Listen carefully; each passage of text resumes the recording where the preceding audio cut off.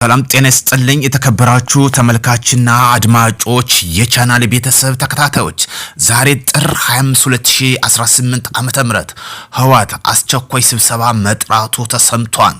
ይህን ጉዳዮች የማስደምጣችሁ ይሆናል።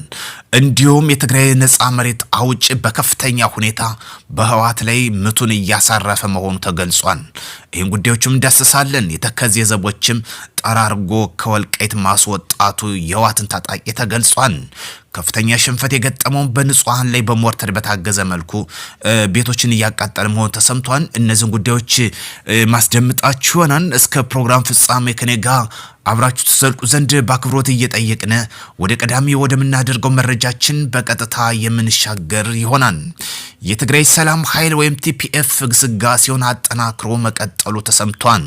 በትግራይ ደቡብ ምስራቃዊ ክፍል የህወሓት ዘረኛና ኋላ ቀር አገዛዝ በትጥቅ እየታገለ ያለውን በትግራይ ለውጥ ፈላጊ ኃይሎች ጥምረት ወይም ቲፒኤፍ በዛሬው ዕለት ወሳኝ ድሎችን መቀናጀቱ ተሰምቷል። በደቡብ ምስራቅ ትግራይ እንጣሎ፣ ወንጀራት፣ ወቅሮና እንደርታ ሙሉ በሙሉ በመቆጣጠር ወደ ምዕራብ አቅጣጫ በማጥቃትና በማስፋት ደጋ ደንቤን መዝለቁ ተሰምቷል። ዋጅላና ዳና ሞሃኒም በሰላም ኃይሉ እጅ መግባታቸውም ታውቋል። የሰላም ኃይሉ በተቆጣጠራቸው ቀጠኖች ህዝቡ በከፍተኛ ደስታ አቀባበል እያደረጉለት ሲሆን ወጣቶችም ወደ ሰላም ኃይሉ በግፍ እየተቀላቀሉ መሆኑ ተሰምቷል። ህወሓት ከፍተኛ ሽንፈት በመግጠሙ እንግዲህ ኔትወርክ ሊያጠፋ እንደሚችልም እየተገለጸ ከወዲሁ ይገኛል። ከዚህ ጋር በተያያዘ መልኩ የተከዜ ዘቦችም የህወሓትን ከፍተኛ ምት ማሳረፋቸው ተገልጿል። የህወሓት ላይሆንለት ትንኳሳ የተከዜ ዘብን ክንድ ቀምሶ እየወጣ መሆኑን የተገለጸው ህወሓት ቅጥረኛ ሰራዊት ወልቃይት ጠገዴና ጠለንት በኃይል ለመውሰድ ቢሞክርም በጀግኖ የፌዴራል መከላከያ ሰራዊትና በተከዜ ዘብ ብርቱ ክንድ ተደቁሶ ወደ መጣበት እንዲፈረጥ ተደርጓል ነው። ኋላ ቀር ህወሓት ሂሳብ ሳይሰራ በፈጠረው ትንኮሳ ያልጠበቀውን ከፍተኛ ሰብአዊና ቁሳዊ ኪሳራን አስተናግዷል። የተከዜ ዘብ ብርቱ ክንድ የቀመሰው ህወሓት እንደ ቀንድ አውጣው ወደዛሎ ተመልሶ ለዓለም አቀፉ ማህበረሰብ የተለመደውን ያሸማግሉኝ ለቅሶ እያሰማ ይገኛል። በዚህም የአፍሪካ ህብረት ላይ ያቀረበውን የሰላም ጥሪ እንደሚቀበል መግለጫ መስጠቱም ይታወሳል። ህወሓት ታጣቂዎችን በወጅራ ግንባር ከፍተኛ ሽንፈት ሌላኛው መረጃ የገጠመው መሆኑ ተሰምቷል። በወጅራ ሰንአልና በሐራ መሬት አካባቢዎች በተደረገው ከፍተኛ ውጊያ ጽንፈኛው የህወሓት ቡድን ለጦርነት ያልተሰማራቸው ታጣቂዎች እንደ ቅጠል እየረገፉ ይገኛሉ።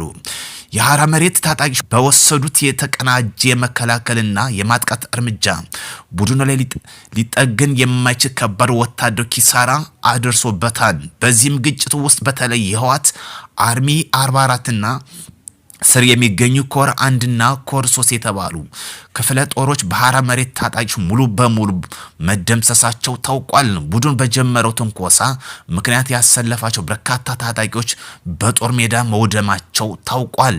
ለጥቂት ስግብግብ የህወሓት አመራሮች የስልጣን ፍላጎት ሲባል ምስኪን የትግራይ ወጣቶች በበረሃ የጥይት እራት እያደረጋቸው ይገኛል። በአሁኑ ሰዓት በወንጀራ ሰንሳላ የሐራ መሬት ታጣቂዎች ያስመዘገቡት ድል የህወሓትን ወታደር መዋቅር አፈራርሶ የህወሓት አመራሮች ለሰው ልጅ ህይወት ባላቸው ደንታ ቢስነት ወጣቱ ወደ ማልቅ ጦርነት እየማገዱት ይገኛሉ። በዚህ ህወሓት አስቸኳይ ስብሰባ መጥራቱ ተሰምቷል። ዛሬ ጥር 25 2018 ዓ.ም በጠዋቱ አስቸኳይ ስብሰባ የተጠራ ሲሆን የመሰብሰቢያ ስፍራውም እስካሁን በግልጽ አልታወቀም።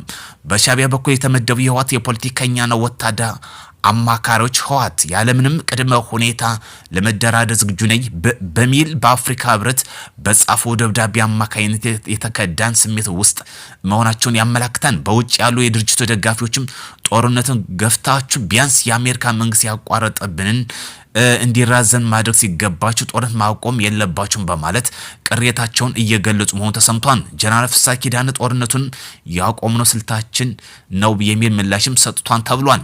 በዚህም ዛሬው ዕለት እንግዲህ አስቸኳይ ስብሰባ ማድረጉ እየወጣ ያለው መረጃ ያመለክታል።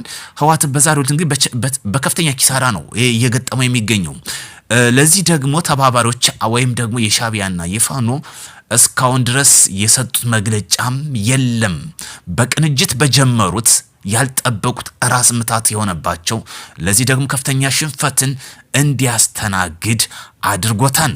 ህወሓት ያልጠበቀው በተለይ ሽንፈታን አስተናግዶ ሲሄድ በንጹሃን ላይ እንግዲህ ስም የማጥፋት ዘመቻ ተያይዞታን በሞርተር በታገዘ መልኩ በንጹሃን መኖሪያ ቤቶች ላይ በተኮሰው እንግዲህ ቤቶች ቃጠሎ መነሳቱ የወጣሉ መረጃ ያመላክታል።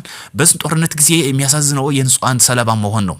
ለዚህ ደግሞ እንግዲህ የሚዲያ ሽፋን ለመስጠት በሞርተር በታገዘ በመኖሪያ ቤቶች ላይ ባደረጉት እንግዲህ ትንኮሳ የቃጠሎ እንደተፈጠረ ነው።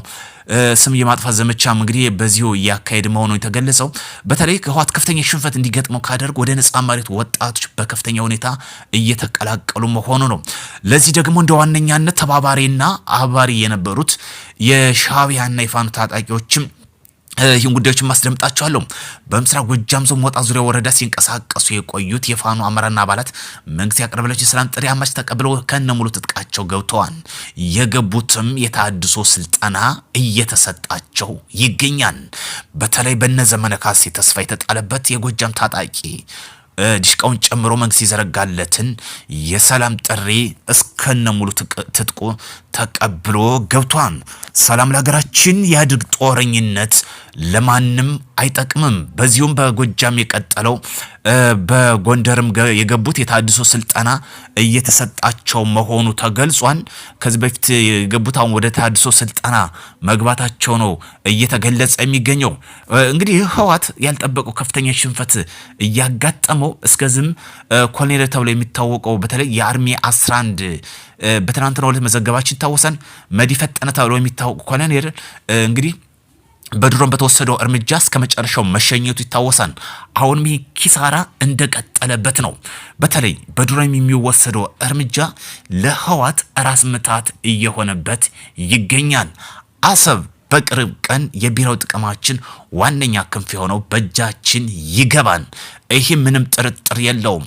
ከሻዕቢያ ጋር በመቀናጀት እንግዲህ በጠለምት የጀመረው ትንኮሳ በአጭር ቀን ሳምንት በማይሞላ ወደ መጣበት እንዲፈረጥጥ ተደርጓል። ለዚህ ደግሞ በዛሬው ጥር 25 2018 በሰኞ ማለት ነው አስቸኳይ ስብሰባ መጥራቱ ነው። ይሄ ከፍተኛ ኪሳራ እንግዲህ ያሳየበት ጉዳይ ነው። ሰላም ለሀገራችን ያድርግ። ጦርነት ለማንም ለምንም አይጠቅምም። ለዚህ ደግሞ የፋኖ ታጣቂዎች መንግስት ይዘረጋላቸው የሰላም ጥሪ እየተቀላቀሉ ይገኛሉ። ሰላም ለሀገራችን ያድርግ። የሚያስፈልገው ሰላም ነው። መንግስት እንግዲህ እስከ መጨረሻው እርምጃ ቢወስድ እኛም እንደግፋለን። ህወሓት መጥፋት ያለበት ጸረ ኢትዮጵያዊ ነቀርሳ የሆነ ድርጅት ነው። ለዚህ ደግሞ መንግስት ባይደራደር እኛ በበኩላችን እንደግፋለን። ህወሓት መፍረስ ያለበት ለትግራይ ፖለቲከኞች ነፃ ማድረግ አለበት። ዲሞክራሲያዊ የሆነ የትግራዊያን መመራት የሚችል ወጣቶች የተደራጁ መሆን አለበት። ለዚህ ደግሞ የህወሓት መጥፋት ያለበት ድርጅት ነው። ሁለት አማራጭ ዞን ትግል የጀመረው ምንሸንፍ ከሆነ በድርድር እንቋጫለን፣ ምናሸንፍ ከሆነ ወደፊት እንገፋበታለን የሚል እንቅስቃሴ ዞን የጀመረው ቢሆንም ከመጀመሩ ከፍተኛ ወዲያው ሽንፈት የገጠመው። ለዚህ ደግሞ መንግስት ቅድመ ዝግጅቱን ሙሉ በሙሉ ያጠናቀቀበት ነው። የአየር ኃይላችን 90ኛ ዓመት ሲያከብር በግልጽ የተናገረበትም ሚግ 21 ያላችሁ ደጋግማችሁ ማሰብ አለበት ያለበት ጠቅላይ ሚኒስትር ዶክተር አብይ ለነሻዕቢያ ነበረ። ለዚህ ደግሞ ወዲያውኑ ክንዱን ያሳረፈበትና ወዲያው ሽንፈትን የተከናነበበት ነው። ውድ ቻናል ሰዎች በሌላ መረጃ እስክንገናኝ መልካም ቀን እንዲሆንላችሁ ከወዲሁ እመኛለሁ። ትኩስ መረጃ ሲኖር ተመልሰን የምንገናኝ ይሆናል። መልካም ጊዜ